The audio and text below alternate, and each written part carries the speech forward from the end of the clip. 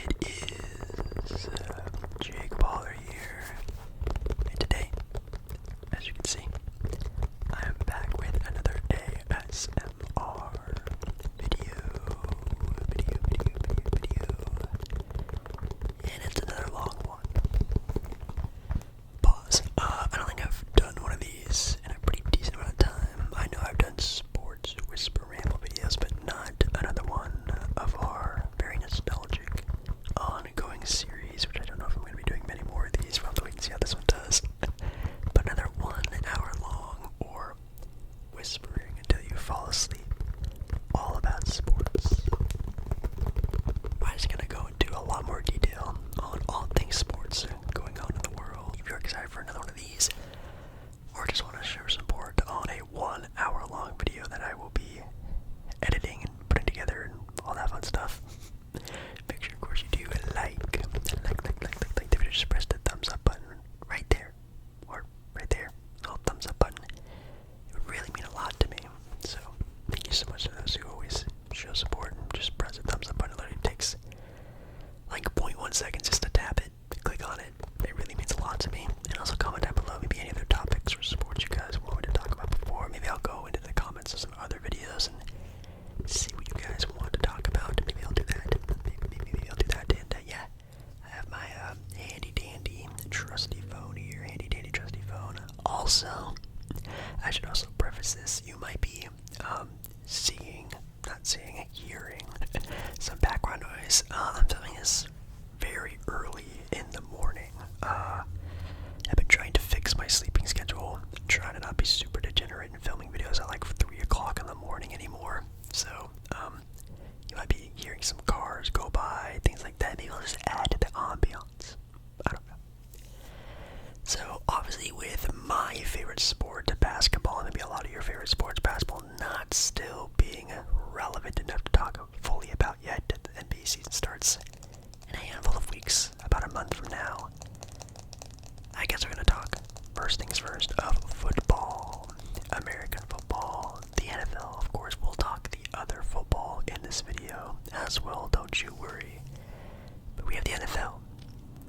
So with the NFL going on to week number 3, which is pretty exciting, let's go back at week number 2 and just kind of see where teams are in the standings. Now, of course, you know, being 0-2, 2-0 this early in the NFL season doesn't mean jack, at least for now. But for some teams, it means a lot. For some teams, they're already in a panic, which is kind of exciting to see.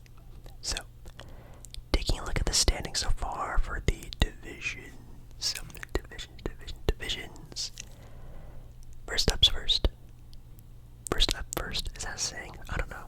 The AFC East, we have the Bills, the Buffalo Bills, currently 2-0. Top of the division, nothing too surprising there. Josh Allen, still a very good quarterback, you could say. And Patriots are second, Jets third, Dolphins fourth.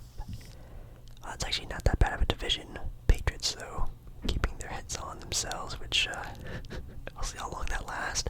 Dolphins being 1-1 with Tua, I think, having another concussion. I remember seeing that. I didn't watch that game with the Dolphins, but man, people are crying out for Tua to retire from football because, man, last year he had one of the worst on-field concussion type injuries I've ever seen, where his hands were kind of bugging out.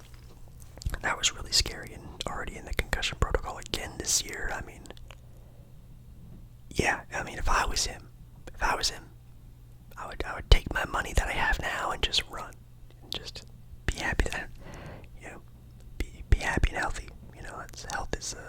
Health is wealth. I think that's also a saying. AFC North, we have the Steelers on top of the division, 2-0, with the Browns, Bengals, and Ravens.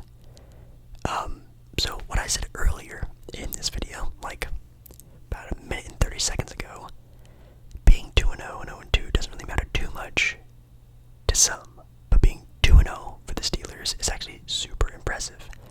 Now, I'm not too sure, though, the wins that the Steelers have so far this year.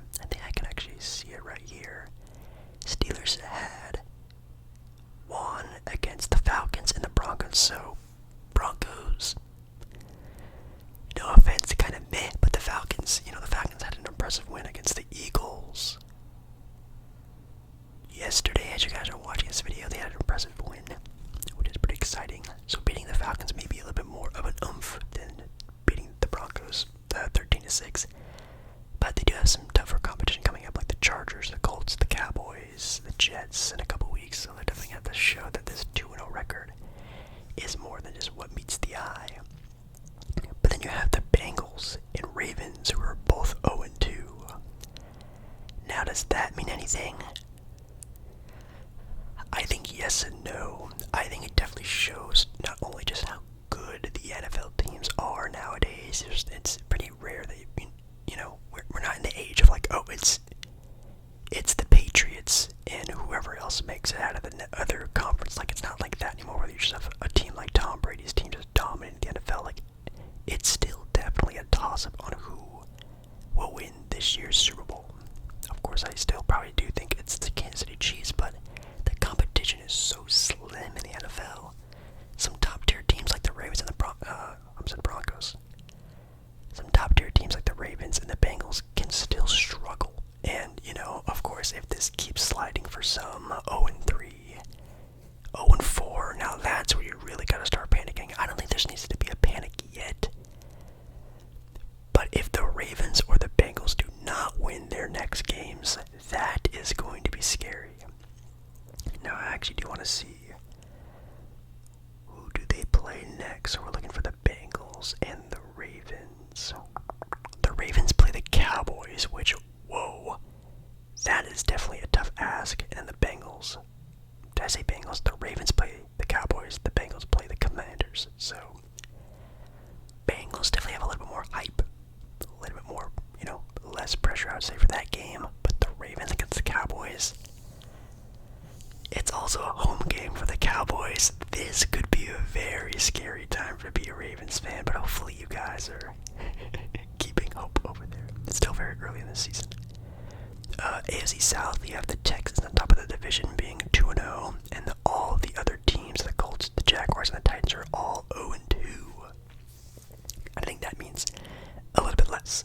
Texans being 2-0 doesn't surprise me. They're going to be a solid team. They're going to make the playoffs. And then Colts, Jaguars, Titans, they don't really move me at all. I mean, the Jags and the Colts definitely could have been playoff teams this year. Titans are kind of an iffy team there as well. So that division doesn't really move me all that much. Those 0-2, 2-0 records don't really do much to me like the other ones do. We have the AFC West with the Chargers, at least right now, being number one in the division, even though they're technically tied with the Chiefs for that number one spot. Then you have the Raiders and Broncos being there as well, the bottom of the division. But wow, Chargers and Chiefs on top of the division. Now, it does kind of suck that one of my favorite teams, if not my favorite team, sharing the division with the dominant dynasty of the Kansas City Chiefs with Patrick Mahomes. But I'll keep the excitement going for now. Do I think that's going to hold? Absolutely not. I still think Chargers are going to be like a wild card team, a team that's going to like barely make the playoffs, if that even. I think they're going to start evening out as the season goes on. I don't think this is going to carry on too much longer, but Justin Herbert is that guy, and hopefully this team, if this year even is still, just an average year, I hope they can just keep building off of it and just keep constantly improving, because a team like that, a team in LA, a team with, you could argue a star quarterback in Justin Herbert, at least an emerging one, should be able to build off of seasons like this. Then you have the NFC. With the NFC East, you have the Commanders, Eagles, Cowboys, and Giants. Commanders, Eagles, and Cowboys all have the same record, which is crazy. And yes, we just sort of went by it very quickly, but the Eagles lost to the Falcons, which that is a rough loss. They kind of were struggling a little bit against the Packers. That was kind of a back and forth game. Man, I really think the Eagles are a team that can definitely be beat at some point in time in the playoffs, and even though a lot of people might be picking them to make the Super Bowl this year, again, sort of talking about earlier, the skill gap for a lot of these teams are really close, and I don't do not think it's a for sure thing the Eagles can make it in there. Then we have the Cowboys, who are always such an iffy team, a wishy-washy team. If you were in my ASMR live stream last night, let's just say I'm rooting for the Cowboys, so hopefully they do well. NFC North, you have the Vikings, Lions, Bears, and Packers, which is the Packers, I think, are still going to look really good this year. like a first round exit isn't a be all end all for them. I can also see them like make it to the conference championship. Like it would not surprise me. They are just that talented, but I still think they need about another year or so to really build off of sort of consistent growth, you know. But the Lions, in my opinion, are still probably my favorites to come out of that division at the end of the year. Vikings, though, 2-0, very impressive. NFC South, Saints and Buccaneers both are 2-0, which is also super cool to see. Falcons and Panthers, bottom there with the Panthers being 0-2, which I do think the Panthers are the worst team in the NFL. There's like even like some like whispering and rumors of like, ooh, should the Panthers get relocated? You know, where is a place that needs an NFL team? Which would be sad, but I don't know, do the Carolina Panthers have like a rich history? Like, are they like a very old team? I only know them for the Cam Newton era, and that's about it. And in the NFC West, you have the Seattle Seahawks, my local football team. Local. At 2-0 with the Cardinals, the 49ers, and the Rams, which the Rams are also another one of my favorite teams, and they are struggling very much so. They lost against the Cardinals, who the Cardinals are a decent team, I guess you could say. So yeah, the Rams suck. They're old, they're washed, but they did win a Super Bowl, and that's all that matters. I guess I'll take a Super Bowl win and the next handful of years of trash than never even making a Super Bowl and being mid that whole time. But the Seattle Seahawks being 2-0 and the 49ers being 1-1 is quite crazy. I do know that. I think Christian McCaffrey is not playing for the 49ers right now. And obviously when you have a star like that not playing, that's rough. And everyone is gunning for the 49ers because they are the guys to beat. Besides the Kansas City Chiefs, they are the other team to beat, specifically in the NFC conference. A lot of teams are very much on their A game when it comes to the 49ers, and they have a target on their back, so it's not going to be easy for them, especially when they're already down in the dumps right now. But again, Seattle being the division leaders is really weird. So if you want to look at the conferences, Bills, Chargers, Texans, Steelers, and Chiefs are all undefeated in the AFC. And the NFC, you have the Saints, crazy, Vikings, kind of crazy, Seahawks, kind of crazy, and the Buccaneers being the undefeated teams in the NFC. But the Commanders are the leaders in their conference, I think, technically, so they have the 4th spot, which, again, this is week 2 going into week 3. That really doesn't matter all that much. But yeah, I guess we can kind of take a look at the games for week 3 really quick. Not really quick, but you know what I mean, quick enough, I guess I should say. So the week 3 games, we have the Thursday night game, this upcoming Thursday, which I will be going live on Thursday. If you guys don't know, I'm going back to the old stream schedule of being live every single Monday night and Thursday night. Monday night and Thursday night. So just letting y'all know, Monday, Thursday. I'll be live on Thursday. It's the Patriots versus the Jets. That should be a pretty fun game. Obviously, seeing Aaron Rodgers play is interesting to say the least nowadays. Definitely not the same player that used to be in that team. Is still good enough to be pretty competitive because their defense is just so good. But gotta see if everything's gonna start clicking here. I've had to do predictions. Yeah, I'll give it to the Jets. I think the Jets probably win this game. It's also a home game for them, and they're also the favorites. We have the Bears against the Colts. I think actually the Bears win this game. I think the Colts actually dropped to be 0-3, even though it is a home game for them. They are the favorites to win so far.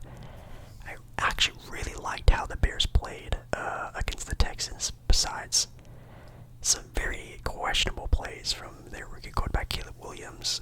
I think they're going to lock in and get the job done. I think if the Bears actually win this game on the road. Broncos versus the Buccaneers. I think the Buccaneers continue on their streak and become a team that's 3-0. The Buccaneers are starting the year 3-0. Shout out Baker Mayfield. Shout out to that team. Chargers versus Steelers. 2 teams are 2-0. Which team drops their first game? You know what? I think this this is going to be a very fun game, a very close game. So far, everyone is betting that the Steelers actually win this game, about 66% of the bets. If you look at the stat lines, though, it's definitely favoring the Chargers, who already are 11th in scoring. They are the #1 defense team right now in points allowed per game at 6.5, not too bad. Second in rushing yards, second in yards gained. Yards allowed. So their defense is already looking really good this year so far, but I don't want to put too much capital on the Chargers right now. I think the Chargers probably slip up, lose this game, but I think this might be a very fun game to watch.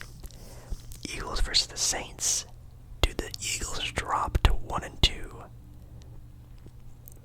I'm going to give it the benefit of the doubt. I think this is the game where they kind of kick themselves into high gear, even though it is a Saints home game. I'm going to give it to the Eagles winning this one. I'm picking a lot of upsets. Kind of, if you want to call that some upsets this week. Giants, Browns. That's kind of a toss-up game.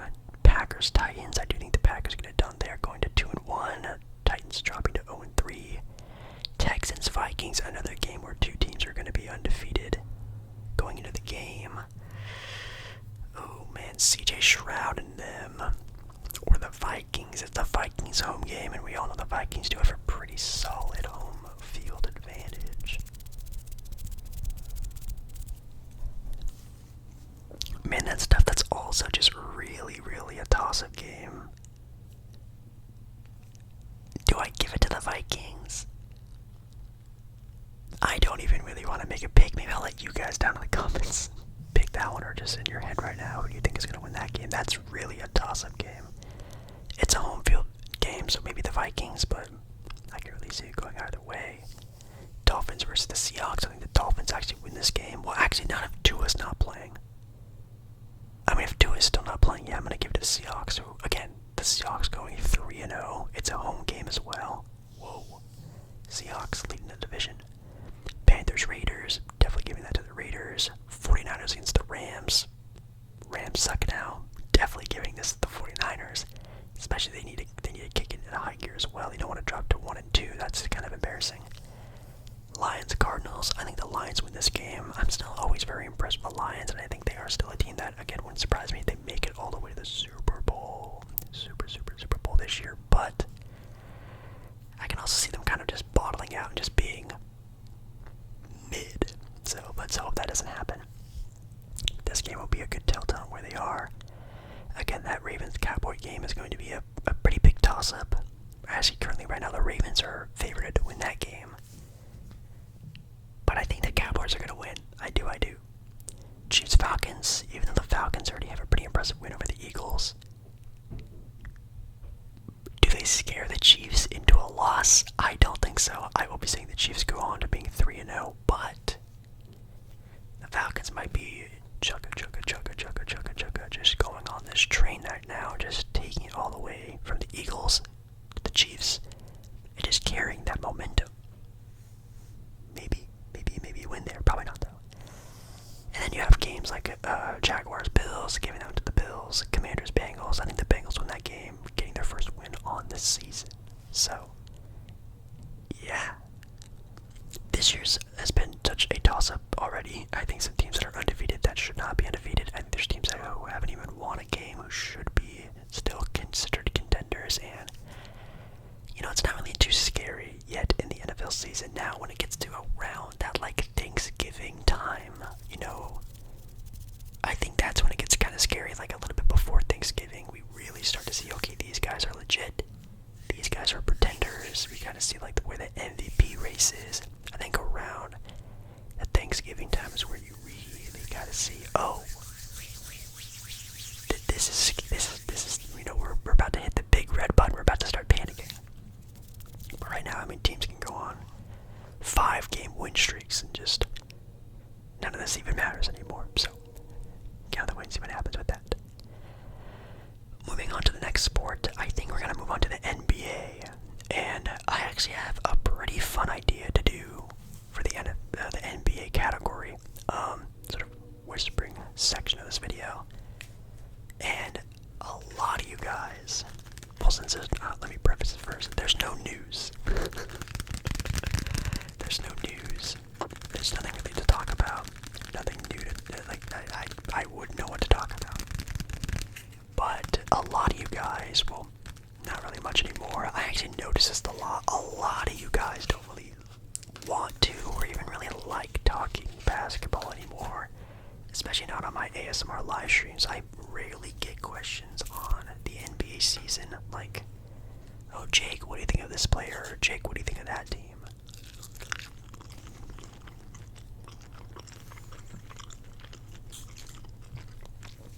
About a year ago, my entire live streams were just sports talk, which is definitely fine. But I don't really get asked the questions all that much anymore. But sometimes, let's just say, I get asked, Jake, what do you think about this team? What do you think about that team? How do you think this team will do this year? So what I'm going to do actually for this segment is just trying to find stuff. I'm going to be spinning a wheel.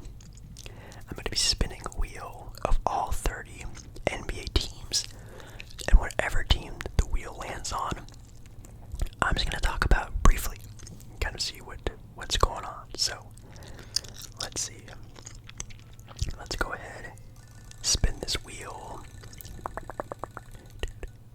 And we have the Brooklyn Nets. Kind of a, I don't want to say a boring team, but the first team we have is the Brooklyn Nets. Okay, so the Brooklyn Nets are going to be a bottom feeder. The Brooklyn Nets are going to be bad. The Brooklyn Nets want to be bad. We don't know about the Brooklyn Nets last year. They tried. They did not own the rights to their own draft picks, so they had to try to do something, and development and just try to be competitive as much as they possibly can was the only factor that they had, because it's, self-development. They really tried to develop the players that they had and see what they had going on for the future. Obviously, Mikal Bridges cannot be the star of a team. I don't know why they were trying to drink the Kool-Aid, and maybe some of you did as well. My nose is itchy, sorry. That Mikal Bridges could possibly be the number one option on the team. That's just stupid. I hope you did not think that either. So they traded Mikal away, and now they're in tank mode, baby. Now their best player is like Cam Thomas, which, solid player, but no. They're not going to be bad. They want to be one of the worst teams because they actually have their draft pick this year. And honestly, I've said this before in the past, I think my top 3 teams I would love to see the number 1 overall pick Cooper Flag on. Obviously, of course, number 1, the Portland Trailblazers. Number 2, I think the Chicago Bulls, and sort of reviving them into being a really relevant team would be amazing for the NBA and its popularity, because the Bulls are still, to this day, one of the most popular teams in the entire world, and haven't really had a great success. I mean, since the Derrick Rose era, which even then, that was only like a couple years. Setting them up for a dynasty would just be so good for the NBA. I think Cooper Flag, Montas Buzelis, Kobe White, I think giving that team some oomph would be awesome. And the third team is the Brooklyn Nets. I think making both New York teams, the Knicks and Brooklyn, into competitors almost at the same time. I'm not saying Cooper Flag is going to do that anytime soon for the Nets. I'm just saying making both New York teams interesting would be amazing for the NBA. So I think if I could rig the NBA's draft, and maybe if the NBA would like to as well. Number 1, of course, Portland, because Portland deserves it. But the other 2 teams, Chicago and Brooklyn, are my other 2 teams that I would love to see Cooper Flag get drafted to, and I think it would be amazing for the NBA if they did. Also, just putting another young star in the East, where you have in the West a young star in Victor Wembanyama, who's going to be dominating there. Victor in the West, Cooper Flag in the East. I think that's kind of balancing things out. So, yeah. Anyways, I guess that's what I think about the Brooklyn Nets. Let's move on. I'm also going to screen record this. I forgot to screen record it last time. Eliminate the Brooklyn Nets and continue to spin. Next team. Ooh, the Philadelphia 76ers. That's pretty simple. Okay, so the Philadelphia 76ers are, of course, a team that's going to be in contention. And I think besides the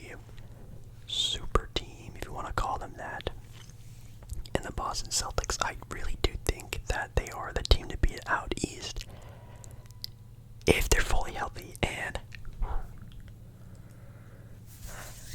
if you thought the LA Clippers were a team that were just so desperate for health, look no further than the Philadelphia 76ers, because we are going to be saying the exact same thing about the Sixers that we did about the LA Clippers, where if they are just fully healthy, they are one of the best teams in the entire league. Now if it comes down to, April and the playoffs start, and one of those stars, if not even both of them, and Joel Embiid and Paul George aren't 100% healthy, that team will not do anything. Does that mean we're going to be seeing a lot of these guys sitting? I think yes. So if you are a Philadelphia Sixer fan, I would save up your money and just wait to go to a playoff game, because honestly, you might not know if you buy a ticket to a game if Joel Embiid and Paul George are even going to be playing. I think they are going to be very careful with this team. It wouldn't surprise me if Joel Embiid or Paul George play 50 games this year. If they played over 50 games, I'd be like, whoa, that's a good season for these guys. They're going to be sitting, resting, faking injuries. They're going to be really careful with this team, because I know that they got about a year or two of this before Paul George just falls off a cliff, I'm assuming, in just skill. And also same thing with Joel Embiid. He's just so injury prone. Who knows how long he can keep that up. But you also have the emergence of an all-star in Tyrese Maxey, where, if Paul George or Joel Embiid takes a day off or two, you still have a guy in Tyrese Maxey who's super young in his career. He can play all 82 games plus a playoff run and still be ready to roll. So it's interesting. It'll be fun to watch. I just don't think the Sixers are going to be that good of like a regular season team. They might be a 3 seed or a 4 seed, but when it comes to the playoffs, Paul George and Joel Embiid are healthy. I don't want to say they're my favorites, but wow, that's going to be a very fun team to watch. We're just going to have to wait and see what happens, though. But I still would probably put them below the Celtics. The Celtics are just still way too good. Okay, next team. This is fun. I actually really like this. Ooh, the Memphis Grizzlies, a team that we are all forgetting about. Ja Morant is back. Jaren Jackson, fully healthy. You had this sort of run that Desmond Bane and G.D. Jackson and all the other guys went on last year, to where they actually maybe had some good development in that year without those guys. And then you got Zach Edey in the draft, which I don't know if I would say is a good thing or a bad thing. We'll have to wait and find out, but he looked pretty good in the summer league. And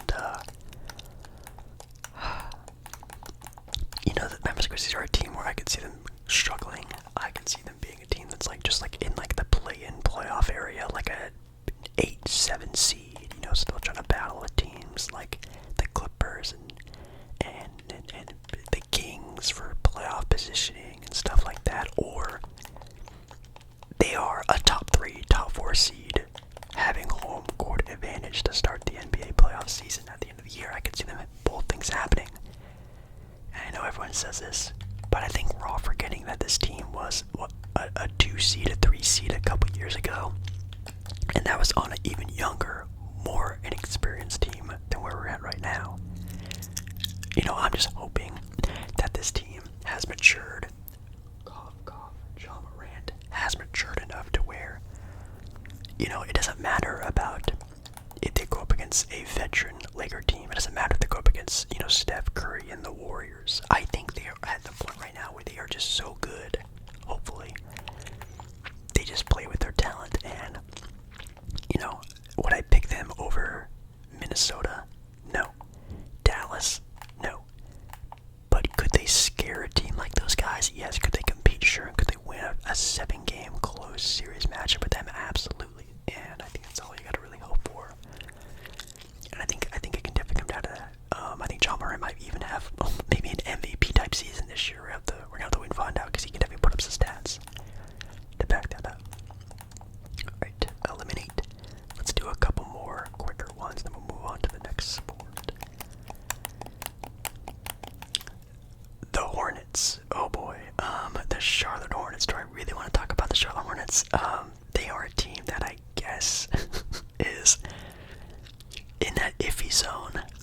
It's actually kind of cool that we've kind of talked about all tiers of teams, like contenders, bottom feeders, mid-tier teams. Actually, this is a good spinner. Spinner. I mean, you guys know I love LaMelo Ball. He's definitely like one of my favorite players, almost becoming sort of underrated because of his injury proneness. It's pretty bad.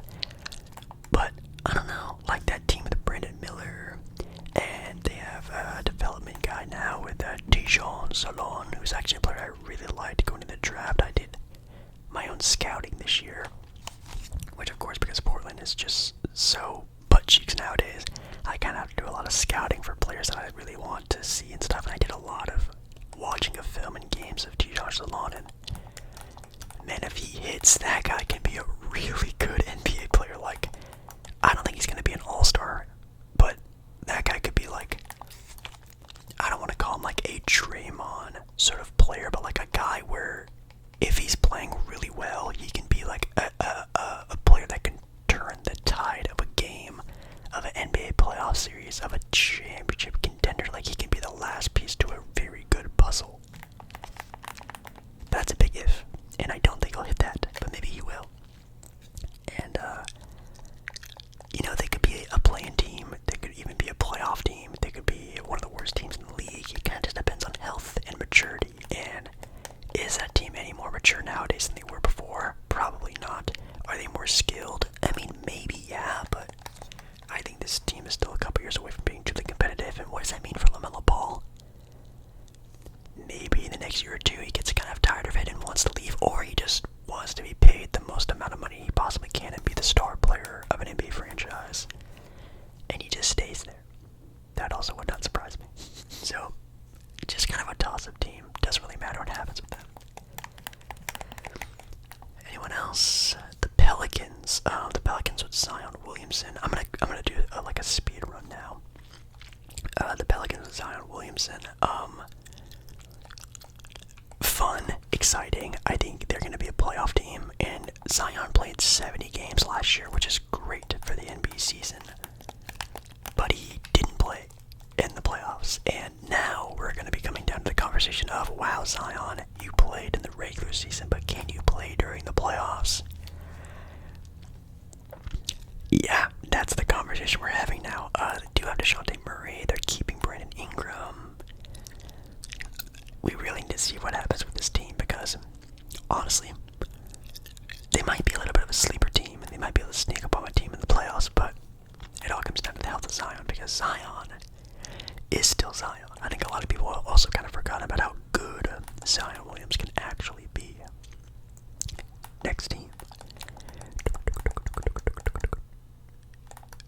Almost the Lakers, but we're talking about the Wizards. The Wizards are going to suck.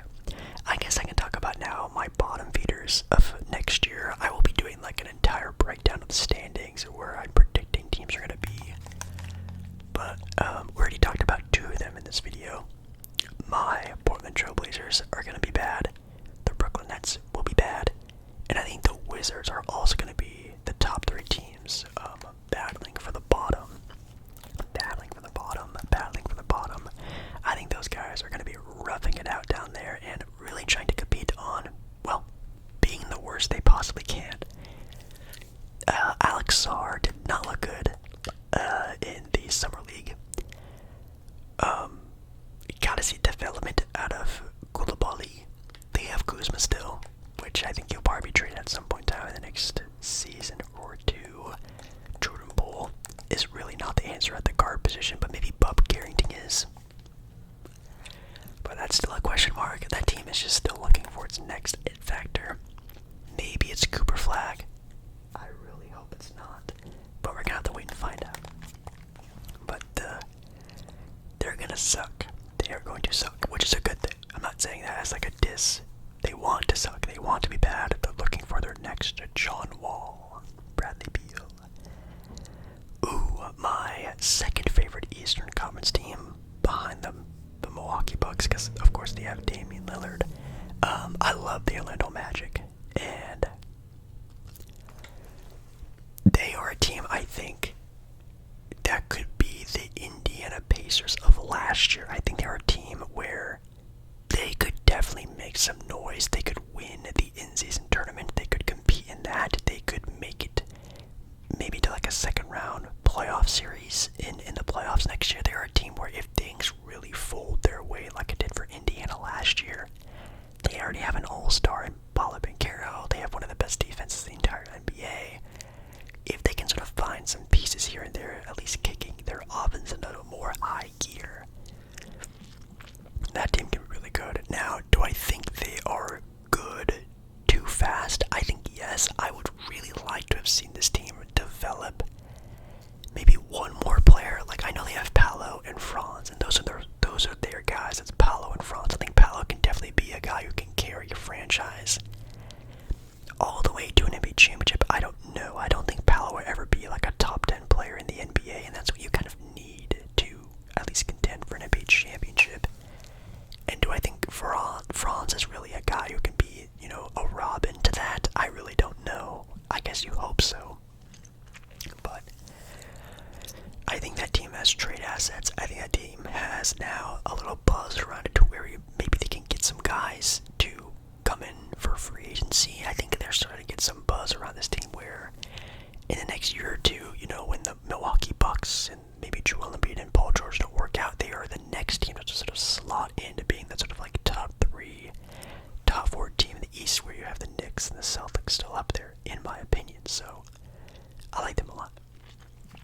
Anyways, I think that's good enough. Let's just do one more spin and just kind of see who it is, and then I'll move on to the next sport. I'm sure you guys are kind of bored already. Oh, it's the Boston Celtics. Yeah, Boston.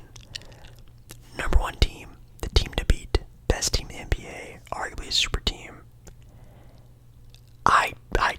I don't see a situation that they lose unless they go up against like a fully healthy like Sixer or Buck team, which of course that's not going to happen because injuries are a thing that happen in real life. Fatigue is a thing that happens in real life. I don't see a team in the entire NBA beating them. Not in the East, not in the West. They're just good. Who would have thought? Okay, next sport. Let's move over to football. Soccer, to be exact. And let's see what we have going on in the Premier League, which I know I haven't really talked too much about. The next handful of games for the Premier League will be the 21st of September, which will be this upcoming weekend. And yeah, let's take a look at the standings right now.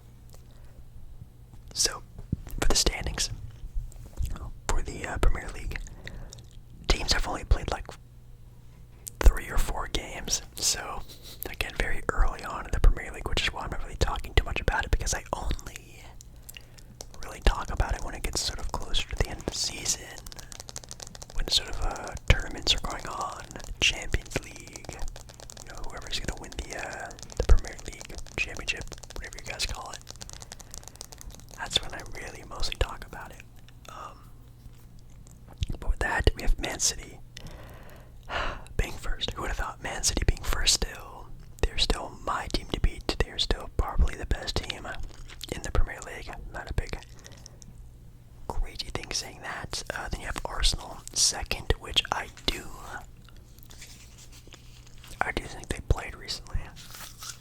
Or something like that, which we'll take a look at in just a second. Actually, I can look right now. They play the 22nd, so I think that is still this weekend. Yeah, this Sunday, Man City versus Arsenal, which will be a very exciting game. I'm super excited to see that. It does start at 8 o'clock in the morning, though, which do I really want to get up at 8 o'clock in the morning to watch a soccer game? Not really, but I might catch like the tail end of it if it's a very close game. Anyways, Manchester, Arsenal, top 2 teams. You have Newcastle, Liverpool, and Aston Villa there being the next couple teams there, which I don't even know. Can someone comment down below who's like the best player for Villa? I actually have no idea who's even on that team at all. Chelsea's 8th, Man United's 10th, Tottenham's 13th, West Ham's 14th, Crystal Palace is 16th. Man, could you imagine if Crystal Palace gets relegated? Oh my god, that would not be good. But the bottom teams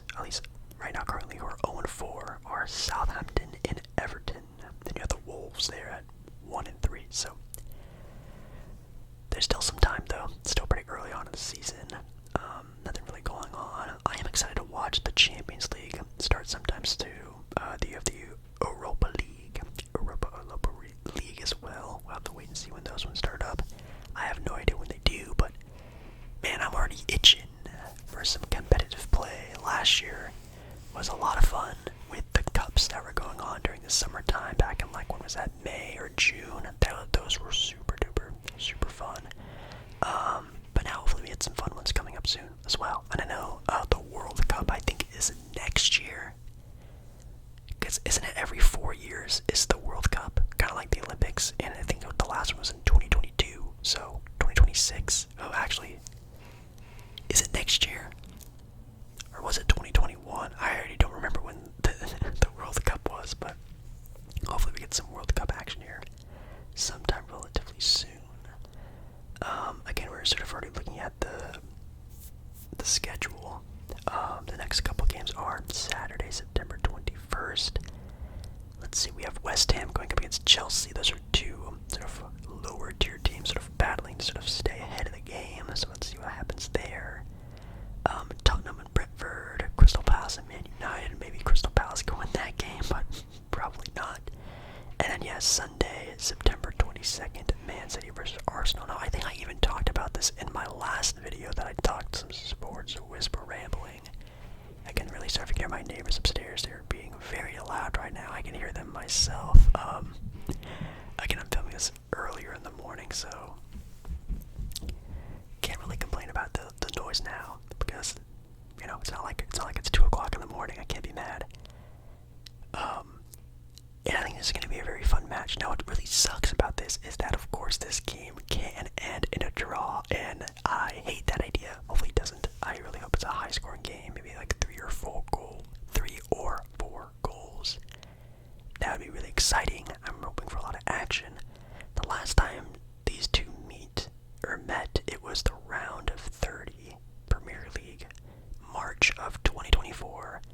And it actually did end in a tie, 0-0.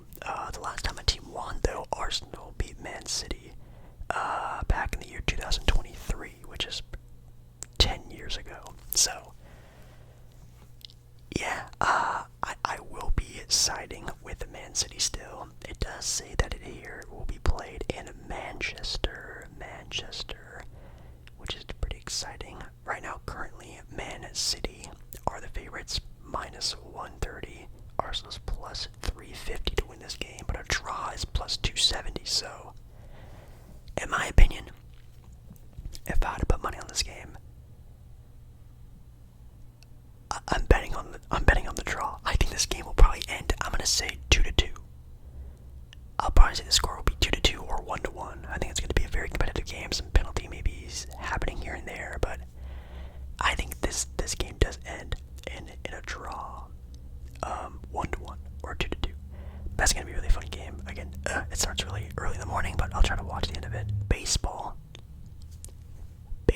is still a thing. Now, I don't watch baseball really at all.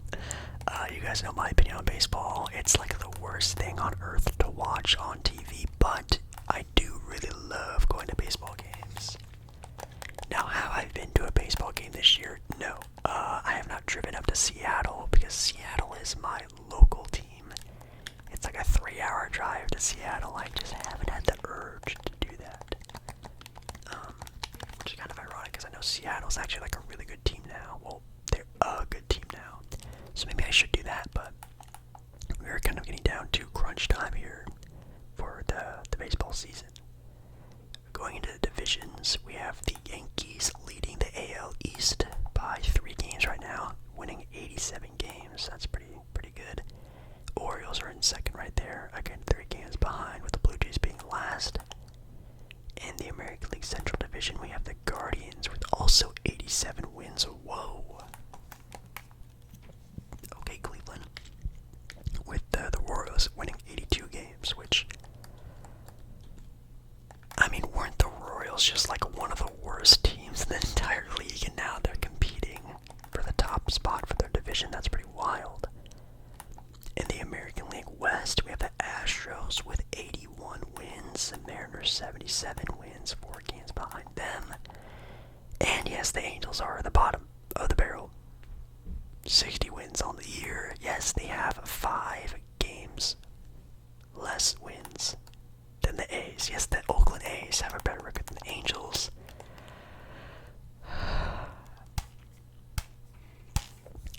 I don't know what to tell you. They need to just tear that team down. They need to do something. They need to just stop what they're doing. Just move on. They definitely need to rebuild. In the National League East, you have the Phillies at 90 wins. Yes, 90 wins with the Mets right there. Well, not really right there. It's an 8-game gap between the Phillies and the Mets. So the Phillies are definitely running away with that division. 55 wins for the Marlins. In the National League Central, the Brewers with 87 wins. We had someone in my ASMR live stream last night shouting out the Brewers. Shout out to the Brewers. The Pirates last in that division. And then in the National League West, you have the Dodgers with 89 wins. And my other favorite team in the Padres, second in the division with 86. So that's a very competitive division because the Diamondbacks are also right there at 83 wins. So that might be doing some flip-flopping around there as well. I almost called my elbow my shoulder. My shoulder is itchy. Taking a look at the entire league standings. So in first for the American League, we have the Yankees. Second are Guardians. Third are Astros. Fourth are Orioles. Fourth are Orioles. Fifth are Royals. Not looking too bad there. If you're looking for the wild card game backs, the Royals are two and a half games over. Orioles are 5 games over. So it looks like right now currently we have the Yankees, Cardinals, Astros, Twins. And then we have the Orioles and the Royals there in that wild card spot. And then you have teams like the Tigers who are a game and a half back. Mariners are 2 games back. So teams are still kind of racing to get into that wild card spot. But, you know, it's almost October. And October is playoff time for baseball season. So see how much time these guys have left. Then for the National League, you have the Phillies, Dodgers, Brewers, and the Mets, with the Padres and the Diamondbacks looking to be the wildcard teams there, being 3.5 games and 1 game over. Now the Braves are right there, only 1 game back from the wildcard position, having 81 wins. So it looks like the Braves are going to be a team that's going to be very much competing for that, with the Cubs and Cardinals being right there, being 5 games and 7 games back. So, yeah, I don't know. Baseball's also definitely a sport right now where it's kind of a toss-up. There's no really team that's really pulling away. Anything can really happen. And that's happened many times in sort of baseball, the baseball world, where, man, a team can be, one of the more bottom-ish teams in the playoffs and come out on top. And do I think that's going to happen this year? Probably not. I think it will be probably a more top-tier team. I mean, obviously it's good for baseball when the Yankees win, so it wouldn't surprise me if the Yankees do end up coming out with the win here. The Guardians looking like it'd be really good as well with 87 wins. Phillies have 90. Dodgers have 89. You guys know, almost every time someone asks Jake, who's your pick to win the baseball season, if you have to pick, I kind of just always say the Dodgers. But I know the Dodgers, I think I saw on ESPN, are going through like an injury rut right now with their pitching, and that, playoff baseball is literally almost 90% pitching talent, and you have to have a deep pitching rotation in order to be really good, or even just to win the World Series. And if they do kind of have a lot of their pitchers injured, I don't know if the Dodgers really have it in them to do that. So I like the Dodgers, I like the Yankees, and then if I had to throw in like just another team out there, I mean, of course, the Phillies, I don't want to count them out. They are literally the number 1 team in the entire baseball season, so obviously them, but I don't know, the Brewers are always a team that I think I remember always having a good pitching staff, so maybe the Brewers are throwing there as well. Pretty nice, but of course, if oh my god, if the Padres win, that'd be a fun time. Which I've actually had some people ask me, Jake, why do you like the Padres? I just really like San Diego a lot. Like, it's definitely like one of my favorite cities. I do have family in the area as well, so every time I go and visit my family down in California, we are always hanging out in, or at least around, the San Diego area, and I've always really enjoyed it. And I've been to a couple of their baseball games. I love their stadium. And yeah, I like the vibe of San Diego, so I'm definitely rooting for them. So yeah, is there really anything else we really need to talk about here, ladies and gentlemen, when it comes to this video? I have no idea. I do know there was just a UFC event in Vegas. There was the Sean O'Malley fight, the title fight, which was inside the Sphere, which, man, I need to go to a sporting event in the Sphere so bad. Because that looked like it was a lot of fun. I do know the Sphere is already like a super dope place. And they had a concert there and maybe some other things going down there. And I think definitely next time I go to Vegas, I need to go like actually inside the Sphere. I've only ever seen the outside of it, and even that alone is insanely cool. Insanely cool, but definitely feel like it would be a place where, man, I mean, obviously they can't hold like a basketball game in there because it's not big enough. But boy, oh boy, would I love to see something in there, the concert, something cool like that. Anyways, I know he lost, Sean O'Malley, and whoever had the title is still the title holder. But yeah, I haven't really been too close of a watcher of the UFC in quite some time. I don't even really know who even are the champions, really. I can take a look really quick. UFC. Let's see the next event they have going on. UFC 306. We have Alex Pereira. Definitely butchered that. Looking there at UFC 307, October the 5th. Pretty fun, pretty fun. I do know actually that didn't John Jones get a title, not a title, actually I think it is a title, confirmation fight sometimes during John Bones Jones. Yeah, UFC 309, November 16th, John Jones fighting again against Stipe. I just forget it. But John Jones playing and fighting is going to be super fun to watch. Really excited to see that. I have no idea where that fight is supposed to be. I'm assuming probably Vegas. Usually more like these bigger main card fights are in Vegas, like the one that we just had. So it wouldn't surprise me this one's also in Las Vegas, which, man, that would be real. I've never been to a UFC fight live before, and I would really love to go. And maybe I would do like an ASMR video, like inside a UFC event. I mean, I've done it for hockey and football and basketball and soccer. Maybe I should do, an ASMR at a UFC fight or fighting in ASMR. I've thought about doing it with that. I also thought about doing it before with the WWE. Like, I thought that could be kind of fun, like a WWE, like ASMR in public video. Anyways, if it is in Vegas, or maybe the next time there's like a good sort of a set of cards, a good set of fights on a card, I'll go to it and maybe I'll film it for a video down in Vegas, because you guys do know I do love Las Vegas. I am an enjoyer of that as well. Oh wow, they actually have a ranking system right now for the men's pound for pound best fighter in the world. Right now, John Jones is only third in that one right now, with Islam being first, number one. Who is he?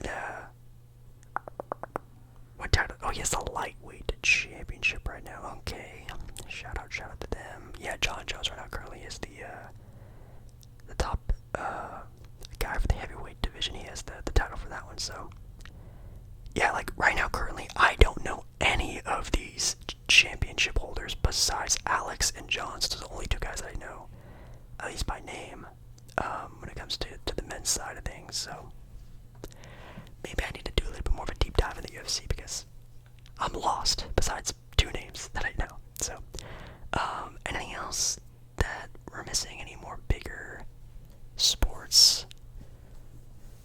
I don't think so. I do know like this college football, which I did talk. College football.